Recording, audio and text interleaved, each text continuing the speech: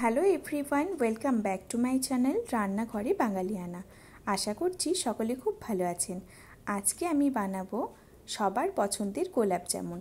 তার জন্য একটা পাত্রের মধ্যে 1.5 কাপের থেকে একটু কম পরিমাণে চিনি দিয়ে দিয়েছি আর 2 কাপের মতো জল দিয়ে দিয়েছি। এরপর চিনিটা মেল্ট হয়ে যাওয়া পর্যন্ত ওয়েট করব। মেল্ট হয়ে গেলে দিয়ে দিচ্ছি 2টো ফাটিয়ে রাখা এলাচ আর সামান্য পরিমাণে একটু কেশর। এরপর এই সুগার সিরাপটাকে খুব ভালোভাবে বেশ কিছুক্ষণের জন্য ফুটিয়ে নিতে হবে। এটা লো ফ্লেমে হতে থাক, তখনকে একটা মিশ্রণ আমি তৈরি করে নেব। তার জন্য নিয়েছি এখানে গুঁড়ো দুধ। এখানে আমি প্রায় 150 গ্রামের মতো গুঁড়ো দুধের ব্যবহার করব। আর ওদিকে যে সুগার সিরাপটা আমি রেডি হতে দিয়েছিলাম মিডিয়াম টু লো ফ্লেমে, সেটাতে তার আসার আগের মুহূর্তে নামিয়ে এটাকে খুব ভালোভাবে ঠান্ডা করে নেব। আর এখানে দেখুন আমি দিয়ে দিচ্ছি 1/4 টিস্পুন বেকিং পাউডার আর 2 চামচের মতো এখানে সুজি আমি ব্যবহার করেছি। আর দিয়ে দিচ্ছি 2 চামচের মতো গাওয়া ঘি। এরপর সমস্ত উপকরণকে হাতের সাহায্যে খুব ভালোভাবে প্রথমে মিক্স করে নেব আর অল্প অল্প জল দিয়ে আটার মতো একটা স্মুথ ডো আমি তৈরি করে দেব। আর এটাকে আমি রেস্টে রেখে দেব প্রায় 10 মিনিটের জন্য। আপনারা কে কোথার থেকে আমার ভিডিও দেখছেন অবশ্যই কমেন্ট করে জানাবেন। আর আপনি যদি আমার ভিডিও ফেসবুক থেকে দেখছেন, আপনাকে অনুরোধ করব চ্যানেলটি ফলো করার জন্য। আর যদি আপনি আমার ভিডিও ইউটিউব থেকে দেখছেন, আপনাকে অনুরোধ করব চ্যানেলটি সাবস্ক্রাইব করার জন্য, যাতে নিত্য নতুন ভিডিওর আপডেট সবার প্রথম আপনিই পান। খুব কম সময়ে এবং অল্প উপকরণ দিয়ে এরকম একটা গোলাপ জামুনের মিষ্টি কিন্তু তৈরি হয়ে যাবে। আর এটা খাওয়ার পর আপনি কিন্তু বাইরে থেকে কখনোই এই মিষ্টিটা আর কিনে খাবেন না। এখানে দেখুন আমি এটাকে খুব ভালোভাবে মিক্স করে নিয়েছি এবং যেভাবে আটা মাখি আমরা, ঠিক সেভাবে এটাকে খুব ভালোভাবে মেখে নিতে হবে। এরপর এই মিশ্রণটাকে আমি 10 মিনিটের জন্য রেস্টে রেখে 10 মিনিট পর সামান্য হাতের মধ্যে ঘি গ্রিজ করে নিলাম। আর এই মিশ্রণের থেকে অল্প অল্প অংশ নিয়ে আমি ছোট ছোট বলস তৈরি করে নেব।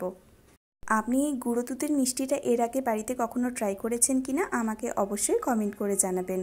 আর তার সাথে শেয়ার করবেন অবশ্যই আপনার প্রথমবার বানানোর অভিজ্ঞতা কেমন ছিল। এখানে দেখুন আমি ছোট ছোট আকারে বলস তৈরি করে নিচ্ছি। চেষ্টা করবেন কোনো কিছুর মাপে প্রত্যেকটা মিশ্রণ নেওয়ার জন্য, যাতে প্রত্যেকটা মিষ্টির সাইজ একদম একই রকম হয়। দেখুন মিষ্টিগুলো দেখতে কত সুন্দর হয়েছে। আর আমি এখানে প্রত্যেকটা মিষ্টি তৈরি করে নিয়েছি। এবার ওভেনের মধ্যে আমি কড়াই বসিয়ে দিয়ে দিয়েছি বেশ কিছুটা পরিমাণে সাদা তেল। তেলটাকে খুব বেশি গরম করা যাবে না, অল্প একটু গরম হয়ে আসলে আমি একে একে খুব হালকা হাতে মিষ্টিগুলোকে তেলের মধ্যে ছেড়ে দিচ্ছি। গ্যাসের ফ্লেমটা কিন্তু অবশ্যই লোতে রাখবেন, না হলে মিষ্টিটা পুড়ে ফেটে যাওয়ার চান্স কিন্তু অনেকটাই বেশি থাকবে।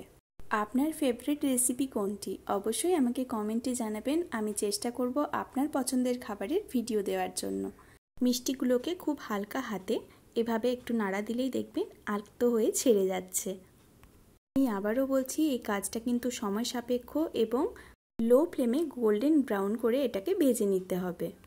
মিষ্টিগুলো ফ্রাই হওয়ার সাথে সাথে আপনি বুঝতে পারবেন যে এর কালারটা ধীরে ধীরে চেঞ্জ হতে শুরু করেছে, গোল্ডেন ব্রাউন হতে শুরু করেছে। আর সাইজেও কিন্তু অনেকটাই বড় হয়ে গেছে। আর দেখুন এটা দেখতে কতটা লোভনীয় হয়েছে। এটা আমার আপনাদের কাছে কিন্তু একটা রিকোয়েস্টেড রেসিপি। এরপর একটা অন্য পাত্রের মধ্যে আমি নিয়ে নিয়েছি সুগার সিরাপটা, যেটা আমি আগে বানিয়ে রেখেছিলাম। এরপর যে মিষ্টিগুলো ভেজে রেখেছিলাম সেগুলো একে একে এর মধ্যে দিয়ে প্রায় 5 থেকে 6 ঘন্টার জন্য এটাকে আমি রেস্টে রেখে দেব। 5 থেকে 6 ঘন্টা যদি আপনি এই মিষ্টিটা সুগার সিরাপের মধ্যে রেস্টে রেখে দেন, তাহলে সুগার সিরাপটা খুব ভালোভাবে মিষ্টির মধ্যে অ্যাবজর্ব করে নেবে। সব মিষ্টিগুলো আমি চিনির সিরাপের মধ্যে দিয়ে দিয়েছি। আর দেখুন একটা মিষ্টিও কিন্তু ভেঙে বা ফেটে যায়নি। চলুন এটা আপনাদের এবার সার্ভ করে দেখাই। আমি এখানে সার্ভ করেছি টুকরো করে রাখা অ্যালমন্ডের সাথে। বাড়িতে অবশ্যই এই পদ্ধতিতে একবার ট্রাই করবেন আর আমাকে কমেন্টে জানাবেন আপনাদের কেমন লেগেছে। সকলে খুব ভালো থাকবেন, সাবধানে থাকবেন, সুস্থ থাকবেন। দেখা হচ্ছে নেক্সট ভিডিওতে। ভিডিওটি ভালো লাগলে অবশ্যই একটা লাইক করে দেবেন।